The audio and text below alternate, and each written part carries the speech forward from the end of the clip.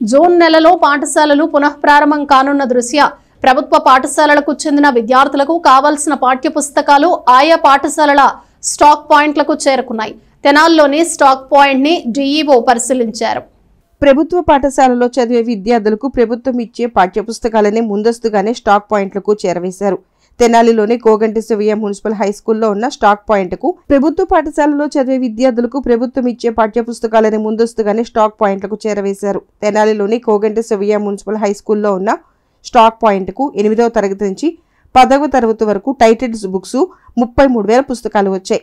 ఈ స్టాక్ పాయింట్ను DO G Shanthakumari పరిశీలించారు. ఈ సందర్భంగా ఆమె మాట్లాడుతూ జూన్ నెలలో ప్రభుత్వ పాఠశాలలో పునఃప్రారంభం కానున్న నేపథ్యంలో విద్యార్థులకు కావలసిన పాఠ్యపుస్తకాలను ప్రభుత్వం ఆయా స్టాక్ పాయింట్లకు పంపిస్తుందని చెప్పారు. కాబట్టి తెనాలి పట్టణంలోని పాఠశాలలకు ఎలిమెంటరీ స్కూల్స్లోని అన్ని తరగతుల విద్యార్థులకు సంబంధించి 1,00,000 పుస్తకాలు అవసరం ఉందని ముందస్తుగా 33,000 పుస్తకాలు పంపించడం జరిగిందని ఆమె పేర్కొన్నారు. ఈ స్టాక్ పాయింట్ను ఎంఈఓ మేకల లక్ష్మీనారాయణతో కలిసి పరిశీలించడం జరిగిందని చెప్పారు.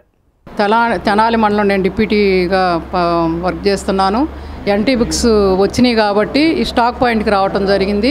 మరి ఇక్కడ ఈ తెనాలి టౌన్లో స్కూల్స్ కానీ ఎలిమెంటరీ స్కూల్స్ కానీ మొత్తం కూడా చాలా ఉన్నాయి. 1,00,000 బుక్స్ దాకా అవసరం ఉన్నాయి. స్టిల్ ఇప్పుడు 33,000 బుక్స్ రావటం జరిగింది. గవర్నమెంట్ వాళ్ళు పంపించడం జరిగింది.